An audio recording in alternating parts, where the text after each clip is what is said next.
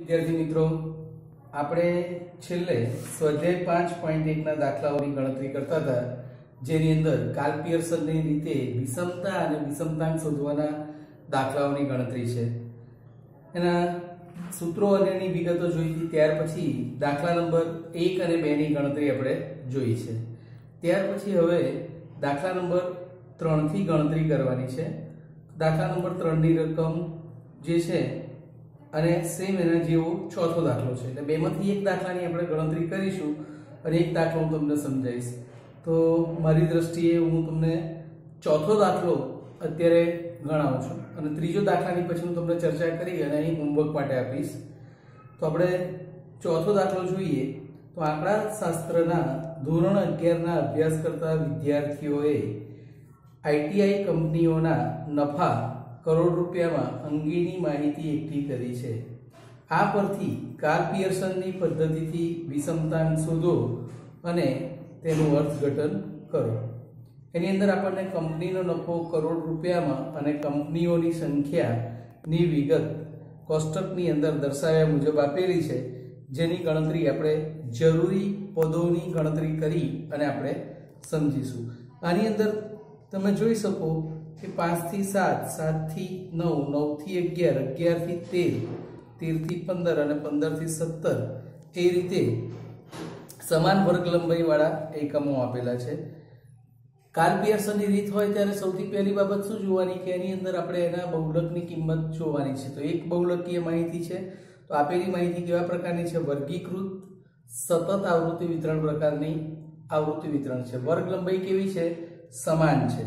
સમાન વર્ગ લંબાઈ છે. ઉપરાંત એની અંદર મહત્તમ આવૃત્તિ જોઈએ તો મહત્તમ આવૃત્તિ 20, બરાબર. એટલે કે એક બહુલકીય માહિતી દેખાય છે.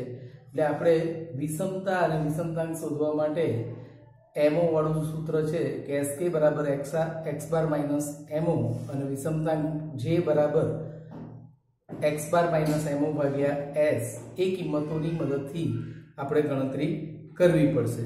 તો હવે આપણે એની ગણતરી સમજીએ.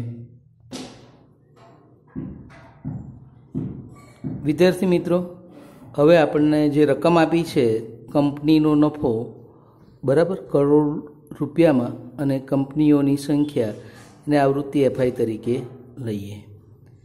હવે પહેલી જ વાત કરી કે વિષમતાંક શોધવાની વાત છે, કાર્લ પિયર્સનની રીત છે. તો સૌથી પહેલું આપણે જોઈ લીધું કે મહત્તમ આવૃત્તિ આપણને એક જ આપેલી છે. એ ઉપરાંત વર્ગો વચ્ચેની વર્ગ લંબાઈ કેવી છે? સમાન વર્ગ લંબાઈ આપણને દેખાય છે, બરાબર. 5 થી 7, 7 થી 9, 9 થી 11, 11 થી 13, 13 થી 15 અને 15 થી 17 અનિવારક પ્રકારનું આવૃત્તિ વિતરણ આપેલું છે. તો એની પરથી હવે આ આપેલું આવૃત્તિ વિતરણ જોઈએ તો કેવા પ્રકારનું? વર્ગીકૃત સતત પ્રકારનું આવૃત્તિ વિતરણ છે.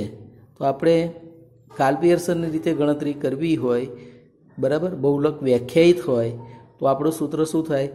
x બાર માઇનસ MO ભાગ્યા S. એટલે કે મુખ્ય 3 વસ્તુ આપણે શોધવી પડશે.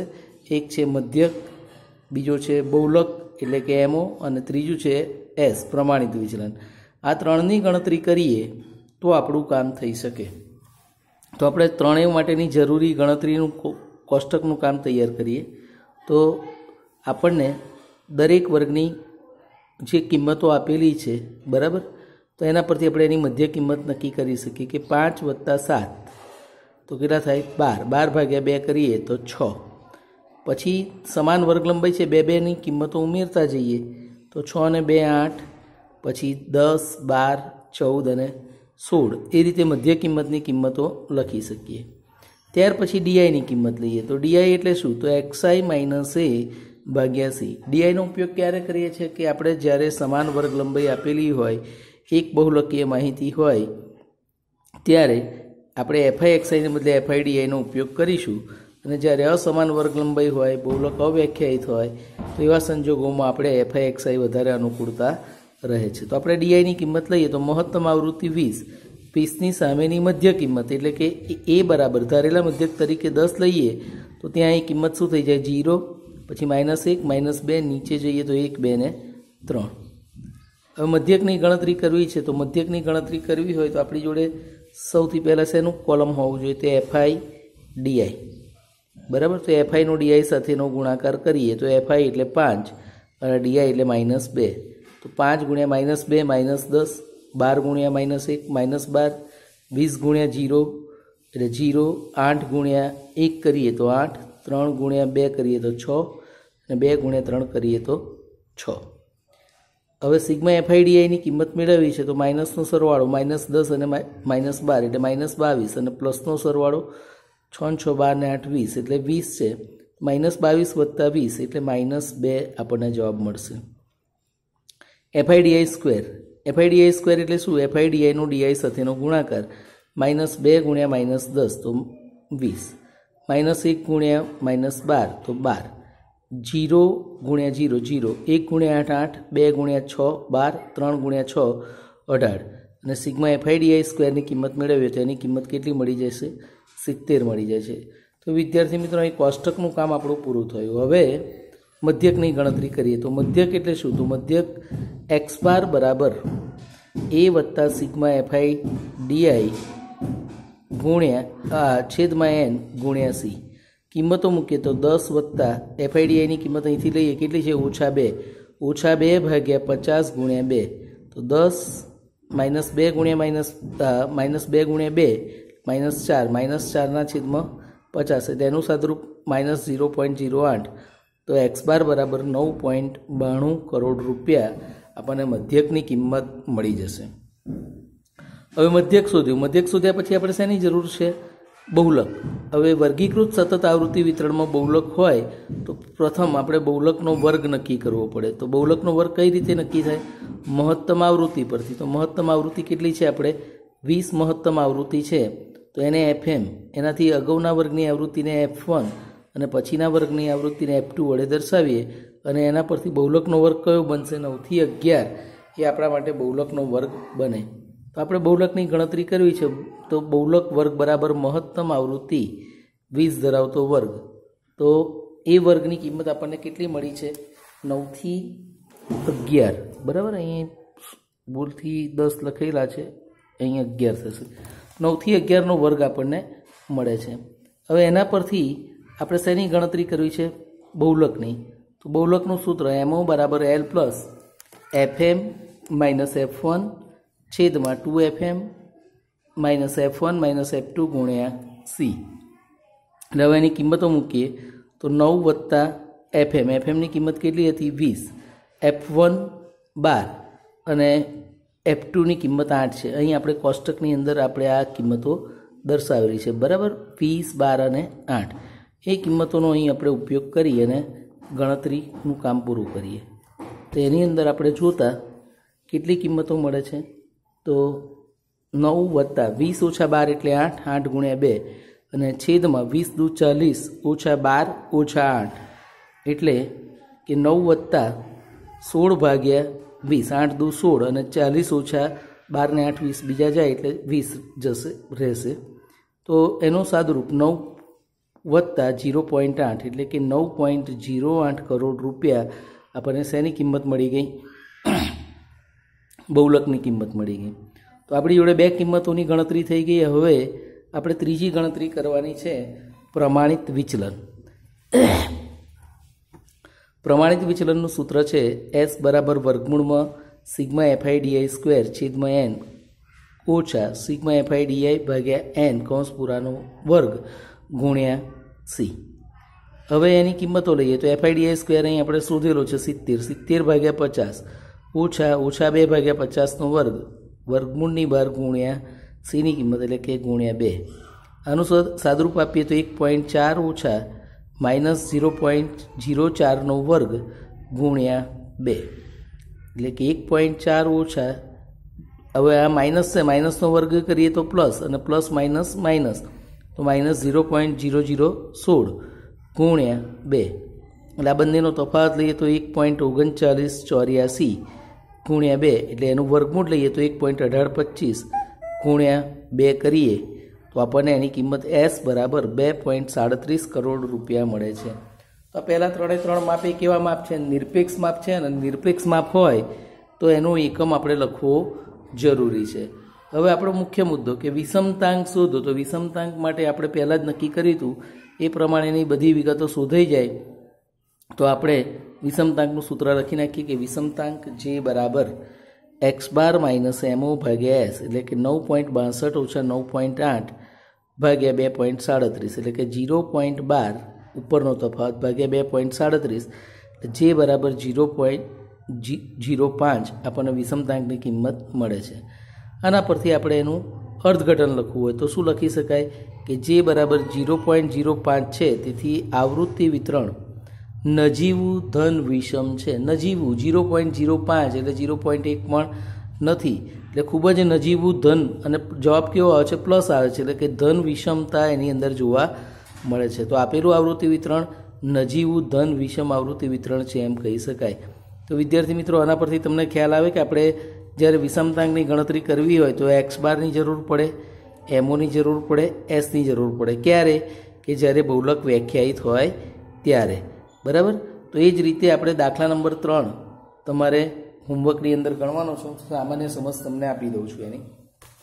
તો ત્રીજા દાખલાની રકમની અંદર આપણે જોઈએ તો એની અંદર આપણને જે વિગત આપેલી છે, તો એક પ્રકારના કાર્યને પૂર્ણ કરવા માટે દરેક કામદારે લીધેલ સમયગાળાઓ પૂર્ણ મિનિટમાં અંગેની માહિતી નીચે મુજબ જોવા મળે છે. આ માહિતી પરથી કાર્લ પિયર્સનની પદ્ધતિથી વિષમતાંક શોધો અને તેનું અર્થઘટન કરો. તો 5 થી 9, 10 થી 14, 15 થી 19, 20 થી 24, 25 થી 29 વર્ગ છે, અને કામદારોની સંખ્યા આપણને આપેલી છે. એના ખાનાની અંદર તમે જોશો તો તમને તરત જ ખ્યાલ આવશે કે મહત્તમ આવૃત્તિ કેટલી વાર છે? એક જ છે. કઈ છે? 8. તો એની સામેનો વર્ગ 10 થી 14 એ આપણા માટે બહુલકનો વર્ગ થશે, અને એક બહુલકીય માહિતી છે, બહુલક વ્યાખ્યાયિત છે, એટલે આપણે સહેલાઈથી એ દાખલાની ગણતરી કરી શકીશું. તો સેમ આપણે જે ચોથો દાખલાની ગણતરી કરી છે એ જ રીતે તમારે ત્રીજા દાખલાની ગણતરી કરવાની છે. તો એક દાખલાનો પ્રયત્ન તમે ઘરેથી કરી જોજો. બરાબર? સેમ ટુ સેમ આપણે જે ચોથાની ગણતરી કરી છે એ જ રીતે ગણતરી કરવાની છે. ખાલી એક સામાન્ય ફેર દેખાય છે મને કે અહીં અનિવારક પ્રકારના વર્ગ આપણને આપેલા છે. અનિવારક પ્રકારનો વર્ગ આપેલો છે એટલે એલની કિંમત લેતી વખતે અહીં આપણે જે એલની કિંમત લીધી 9 થી 11માં 9 લીધા, તો અહીં મહત્તમ આવૃત્તિ 10 થી 14 છે, તો ત્યાં એની કિંમત 10માંથી 0.5 બાદ કરીએ એટલે કે 9.5 વાળી કિંમત લઈને આપણે દાખલાની ગણતરી કરવાની છે. તો એટલી બાબતને ધ્યાનમાં રાખીને દાખલો તમે પૂરો કરશું. બરાબર? ત્યાર પછી આપણે 5મા દાખલાની ગણતરી સમજવાની છે. 5મા દાખલાની રકમ જોઈએ તો નીચે આપેલ આવૃત્તિ વિતરણ 38 કંપનીઓના વાર્ષિક ઘસારાની રકમ લાખ રૂપિયામાં ને લગતી છે. આ માહિતીનો ઉપયોગ કરી કાર્લ પિયર્સનની પદ્ધતિથી વિષમતા અને વિષમતાંક શોધો અને વિષમતાનો પ્રકાર જણાવો. બરાબર? તો સૌ પ્રથમ આપણે આપેલા આવૃત્તિ વિતરણનો અભ્યાસ કરીએ તો એની અંદર જોઈએ તો આવૃત્તિ વિતરણની રકમ પરથી આપણને ખ્યાલ આવશે કે વાર્ષિક ઘસારાની રકમ લાખ રૂપિયામાં આપી છે. એની અંદર 7, 9, 10, પછી 10 થી 11 થી 20, 21 થી 24 અને 25 થી 36 અને કંપનીઓની સંખ્યા આપણને આપેલી છે. તો સૌપ્રથમ આપણે આવૃત્તિ વિતરણનો અભ્યાસ કરીએ તો એના પરથી જ આપણને ખ્યાલ આવી જાય કે આપેલું આવૃત્તિ વિતરણ કેવા પ્રકારનું છે? મિશ્ર પ્રકારનું, એટલે કે વર્ગીકૃત અસતત અને વર્ગીકૃત સતત બંને પ્રકારનું આપણને આવૃત્તિ વિતરણ આપેલું છે. મિશ્ર પ્રકારનું આવૃત્તિ વિતરણ હોય તો મિશ્ર પ્રકારના આવૃત્તિ વિતરણ માટે આપણે શું ગણીએ છીએ? બહુલક અવ્યાખ્યાયિત છે સીધી રીતે. બરાબર? એટલે આપણે આસાદિત સૂત્રની મદદથી એની ગણતરી કરવાની જરૂરિયાત ઊભી થાય. અને જ્યારે આસાદિત સૂત્રની મદદથી ગણતરી કરીએ છીએ ત્યારે વિષમતાંકની અંદર SK બરાબર 3 કૌંસમાં x બાર માઇનસ m અને વિષમતાંકની કિંમત J બરાબર 3 કૌંસમાં x બાર માઇનસ m ભાગ્યા s, એટલે કે પેલું 3ના સહગુણકવાળું જે સૂત્ર છે, અને એમોની જગ્યાએ અહીં શેની જરૂર પડે? મધ્યસ્થની જરૂર પડે. તો એ સૂત્રની મદદથી આપણે ગણતરી કરવી પડશે. તો એનો મતલબ કે સૂત્રની વિગત લખી છે તો એના પરથી આપણને ખ્યાલ આવે કે આપણે શેની જરૂર પડે? તો એક તો એક્સ બારની જરૂર પડે, એટલે એક્સ બાર એટલે કે મધ્યક, પછી મધ્યસ્થ. બરાબર? અને ત્રીજું જોઈએ પ્રમાણિત વિચલન. તો આ 3 વસ્તુ જો આપણી પાસે હોય તો આપણે એની વિષમતા અને વિષમતાંક બંનેની કિંમતો શોધી શકીએ. તો એના માટે જરૂરી જે ખાનાઓ છે, જેની જરૂર પડવાની છે, એવા ખાનાઓનું પહેલાં આપણે બનાવી દઈએ.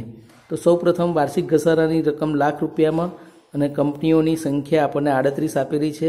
તો એ વિગત આપણે લખી દઈએ. આપેલું માહિતી મિશ્ર પ્રકારનું આવૃત્તિ વિતરણ છે એટલે આપણે આને વર્ગીકૃત સતતની રીતે જ આપણે ટ્રીટ કરવું પડશે. તો વર્ગીકૃત સતત આવૃત્તિ વિતરણમાં આપણે શું કરીએ છીએ? મધ્ય કિંમત. તો 7ની મધ્ય કિંમત, 9ની અને 10ની મધ્ય કિંમત શું થાય? એની જ, કારણ કે મધ્ય કિંમત એટલે શું? એનો સરવાળો ભાગ્યા એની સંખ્યા. તો 7 ભાગ્યા 1 7, 9 ભાગ્યા 1 9, 10 ભાગ્યા 1 એટલે 10. હવે 11 અને 20, તો 11 થી 20 એટલે કેટલા થાય? 31. 31 ભાગ્યા 2 કરીએ તો 15.5. 21 વત્તા 24 ભાગ્યા 2 કરીએ તો 22.5 અને 25 વત્તા 36 ભાગ્યા 2 કરીશું તો 30.5 આપણને જવાબ મળે છે. તો વિદ્યાર્થી મિત્રો, મધ્ય કિંમત, આ બધા વસ્તુઓ આપણે આગળના ચેપ્ટરોની અંદર અભ્યાસ કર્યો છે, એની જ વિગતો છે. હવે મધ્યક શોધવો હોય તો મધ્યક શોધવા માટે આપણે પહેલાં જ હમણાં વાત કરી કે અહીં આપણે FIDIનો ઉપયોગ કરીશું નહીં. શા માટે FIDIનો ઉપયોગ નહીં કરવાનો? તો FIDIનો ઉપયોગ એટલા માટે નહીં કરીએ કે મિશ્ર પ્રકારનું આવૃત્તિ વિતરણ છે, વર્ગ લંબાઈ સમાન આપણને આપેલી નથી. તો જ્યારે આવી રીતનો દાખલો આપણને આપેલો હોય ત્યારે આપણે FIXIની રીતનો ઉપયોગ કરીશું. તો FIXI 2 × 7 14, 3 × 9 27, 4 × 10 40, 7 × 15.5 એટલે 108.5, 12 × 22.5 એટલે 270 અને 10 × 30.5 એટલે કે 305. આ બધાનો સરવાળો કરો સિગ્મા FIXI તો 764.5 મળે છે. આપણે પ્રમાણિત વિચલન શોધવાનું છે. તો પ્રમાણિત વિચલન શોધવા માટે FIXIના સ્ક્વેરની જરૂર પડે. એટલે એનો મતલબ શું થાય? FIXIનો XI સાથેનો ગુણાકાર. તો 7 × 14 98, 9 × 27 243, 10 × 40 400, 15.5 × 108.5 એટલે 1681.75, 22.5 × 270 એટલે કે 6075 અને 30.5 × 305 એટલે 9302.50. આનો સરવાળો કરો તો 17800.25 આપણને મળે છે. હવે આ દાખલાની અંદર આપણે જોયું કે આપણે એમોની બદલે શેની જરૂર છે? એમની જરૂર છે, બરાબર. x બાર માઇનસ એમની જરૂર છે. તો એમ એટલે મધ્યસ્થ. મધ્યસ્થ એ સ્થાનીય સરેરાશનું માપ છે. એટલે કે એનો મતલબ કે અહીં CFIનું કોલમ બનાવવું પડશે. તો 2 ને 3 5 ને 4 9 ને 7 16 ને 12 28 ને 10 38. આ ને n બંનેની કિંમતનો સરવાળો સરખો થવો જોઈએ, બરાબર. તો એ થઈ જાય છે. તો આપણું કોષ્ટકનું કામ પૂરું થઈ ગયું. હવે આપણે પહેલી ગણતરી કરવી છે મધ્યક, બરાબર. તો મધ્યકની ગણતરી કરીએ તો મધ્યક x બાર બરાબર શું થાય? સિગ્મા FIXI ભાગ્યા n. તો 764.5 ભાગ્યા 38 કરીએ તો 20.12 આપણને શેની કિંમત મળી જાય છે? મધ્યકની કિંમત મળી જાય છે. હવે બીજું માપ છે મધ્યક. પછી x બાર માઇનસ m વાળું સૂત્ર છે એટલે મધ્યસ્થની ગણતરી કરવી પડે. તો વર્ગીકૃત સતતની રીતે મધ્યસ્થની ગણતરી કરવી હોય તો આપણું સૂત્ર મુજબ જોઈએ તો શું થાય? મધ્યસ્થ m બરાબર n/2માં અવલોકનની કિંમત એટલે 38 ભાગ્યા 2 એટલે કે 19માં અવલોકનની કિંમત. હવે CFI આવૃત્તિ વિતરણની અંદર CFIનું કોલમ જોઈએ તો છેલ્લું કોલમ છે 16 પછી 28. તો 28 વાળા ખાનામાં 19ની કિંમત આવે તો 28ની સામેનો વર્ગ કયો મળે છે? CFI પરથી મધ્યસ્થ વર્ગ 21 થી 24 મળે. હવે બીજી બાબત જે આગળના દાખલામાં મેં તમને કહ્યું, ત્રીજો દાખલો હોમવર્કમાં ગણવાનો છે, એની અંદર આ બાબત છે. તો આ કેવા પ્રકારનું? અનિવારક પ્રકારનું આવૃત્તિ વિતરણ આપણને આપેલું છે. તો અનિવારક પ્રકારનું હોય તો એને નિવારકમાં ફેરવવું હોય તો વર્ગ સીમા બિંદુની જરૂર પડે. એટલે કે એના સીમા બિંદુ, વર્ગ સીમા બિંદુઓ કયા થાય? તો 0.5 બાદ કરો અને 0.5 ઉમેરો એટલે કે 20.5 થી 24.5 થાય. હવે મધ્યસ્થ એમનું સૂત્ર m બરાબર l plus n/2 minus CF upon f ગુણ્યા c. કિંમતો મૂકી દઈએ તો એલની કિંમત કેટલી છે? 20.5 વત્તા 19 ઓછા CF. CFની કિંમત કેટલી છે? 16 અને fની કિંમત છે 12 ગુણ્યા 4. તો આ બધી કિંમતો મૂકી આ મધ્યસ્થ શોધવાનું કામ આપણા આવડે છે. આપણે આગળ પુષ્કળ દાખલા ગણેલા છે. તો 20.5 વત્તા 3, આ બેનો તફાવત 3 ગુણ્યા 4 અને છેદમાં 12. 12 ભાગ્યા 12 એટલે કેટલા થાય? 1 થાય. તો 20.5 વત્તા 1 એટલે કે 21.5 લાખ રૂપિયા એ શેની કિંમત મળી ગઈ આપણને? મધ્યસ્થની કિંમત મળી ગઈ. તો મધ્યસ્થ મળી ગયો. મધ્યસ્થ મળી જાય તો આપણે પછીનું કોલમ પ્રમાણિત વિચલન. તો પ્રમાણિત વિચલનની ગણતરી કરીએ તો પ્રમાણિત વિચલન S બરાબર sigma FI XI square upon N minus sigma FI x i upon n નો સ્ક્વેર. આ કિંમત શેની કિંમત આપે છે? એક્સ બારની કિંમત આપે છે. તો એ પણ લખી શકો અને આ રીતે પણ લખી શકો. આપણે એની કિંમત મૂકીએ તો 17,800.25 ભાગ્યા 38 ઓછા 764.5 ભાગ્યા 38નો વર્ગ, એટલે કે 468.43. અને હમણાં મેં કહ્યું કે આ કિંમત એક્સ બારનો વર્ગ છે, તો એક્સ બાર લખો તો સીધા 20.12નો વર્ગ લખી શકાય. એટલે 468.43 ઓછા આનો વર્ગ કરીએ તો 404.81 મળે. બંનેનો તફાવત લઈએ તો 63.62, એટલે કે પ્રમાણિત વિચલન એસ બરાબર 7.98 લાખ રૂપિયા મળે છે. હવે વિદ્યાર્થી મિત્રો એક બાબત અહીં ધ્યાનમાં એ રાખવાની છે કે આગળ આપણે દાખલા ગણ્યા એમાં વિષમતાંક શોધવાનો હતો, એટલે વિષમતા આપણે શોધતા નહોતા, પણ અહીં વિષમતા અને વિષમતાંક બંને શોધવાનું કહ્યું છે તો આપણે એને અલગથી દર્શાવવું પડે. તો વિષમતા માટેનું સૂત્ર શું થાય? 3 કૌંસમાં એક્સ બાર માઇનસ એમ. કેમ? તો બહુલક વ્યાખ્યાયિત નથી એટલા માટે. તો 3 એક્સ બારની કિંમત 20.12 ઓછા 21.5, એટલે કે 3 ગુણ્યા માઇનસ 1.38. તફાવત કેવો આવશે? માઇનસ આવશે. તો વિષમતાની કિંમત માઇનસ 4.14 લાખ રૂપિયા આપણને મળે છે. એટલે વિષમતાની કિંમત ઋણ આવે છે, એનો મતલબ કે ઋણ વિષમ આવૃત્તિ વિતરણ છે એમ આપણું અર્થઘટન થઈ શકે. જેની કિંમત વિષમતાંક જે બરાબર 3 કૌંસમાં એક્સ બાર માઇનસ એમ ભાગ્યા એસ. તો આની કિંમત તો આપણે અહીં શોધી જ છે, માઇનસ 4.14 ભાગ્યા 7.98 ઉપર શોધેલા છે, તો એની મદદથી શોધીએ તો જે બરાબર માઇનસ 0.52 એની કિંમત મળે છે. તો આપણે અર્થઘટન લખવું છે તો શું લખાય? એસ કે બરાબર, એટલે વિષમતાની કિંમત માઇનસ 4.14 છે, તેથી આપેલ આવૃત્તિ વિતરણ એ કેવું છે? ઋણ વિષમ આવૃત્તિ વિતરણ છે એમ કહેવાય, અથવા વિષમતાંકને આધારે પણ આપણે ઋણ વિષમ આવૃત્તિ વિતરણ છે એમ અર્થઘટન કરી શકીએ. તો વિદ્યાર્થી મિત્રો, જ્યારે વર્ગીકૃત સતત આવૃત્તિ વિતરણ આપેલું હોય અથવા મિશ્ર પ્રકારનું આવું આવૃત્તિ વિતરણ આપેલું હોય ત્યારે આપણે આસાદિત સૂત્રની મદદથી બહુલકની ગણતરી કરવા માટે કાર્લ પિયર્સનના જે સૂત્રનો ઉપયોગ કર્યો હતો એ સૂત્રનો ઉપયોગ કરવો પડે. તો કાર્લ પિયર્સનની રીતનો દાખલો હોય ત્યારે કઈ રીતે કયા સૂત્રનો ઉપયોગ કરવાનો છે એનો આપણને સ્પષ્ટ ખ્યાલ આવવો જોઈએ. હવે આપણે એના પછીનો નેક્સ્ટ દાખલો જોઈએ. દાખલા નંબર 6, એની રકમ સમજીએ. કાપડ બનાવતી 35 મિલોનો એક માસમાં રૂનો વપરાશ 1000 ગાંસડીમાં નીચે પ્રમાણે છે. આ માહિતી પરથી કાર્લ પિયર્સનની પદ્ધતિથી વિષમતા અને વિષમતાંક શોધો અને વિષમતાનો પ્રકાર જણાવો. તો રૂનો વપરાશ 1000 ગાંસડીમાં 0 થી 2, 2 થી 6, 6 થી 12, 12 થી 20 અને 20 થી 22, અને મિલોની સંખ્યા આપણને આપેલી છે. તો વિદ્યાર્થી મિત્રો, અહીં તમે જોઈ શકો છો કે આપણને આ જે રૂના વપરાશના વર્ગ આપણને આપેલા છે એની અંદર વર્ગ લંબાઈ કેવી છે? અસમાન. એટલે આપણે અહીં લખ્યું છે કે આવૃત્તિ વિતરણ અસમાન વર્ગ લંબાઈવાળું છે, તેથી બહુલક વ્યાખ્યાયિત નથી. તેથી એસ કે બરાબર 3 એક્સ બાર માઇનસ એમ અને જે બરાબર 3 એક્સ બાર માઇનસ એમ ભાગ્યા એસ સૂત્રનો ઉપયોગ કરી આપણે ગણતરી કરવી પડશે. તો પહેલો તો તમને ખ્યાલ આવવો જોઈએ કે રકમ આગળના દાખલામાં શું હતું? મિશ્ર પ્રકારનું આવૃત્તિ વિતરણ હતું. આમાં શું છે? અસમાન વર્ગ લંબાઈ આપણને આપેલી છે, તો એની મદદથી આપણે આની ગણતરી કરવી છે. તો સૌપ્રથમ કોષ્ટક તૈયાર કરી દઈએ.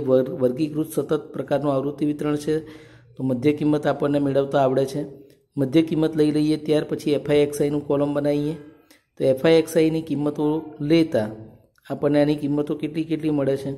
તો 3, 40, 63, 192 અને 63, અને એનો સરવાળો કરતાં 361 કિંમત થાય છે. ત્યાર પછી એફઆઈ એક્સઆઈનો સ્ક્વેર કરીએ. તો એફઆઈ એક્સઆઈનો સ્ક્વેર એટલે શું? એફઆઈ એક્સઆઈનો એક્સઆઈ સાથેનો ગુણાકાર.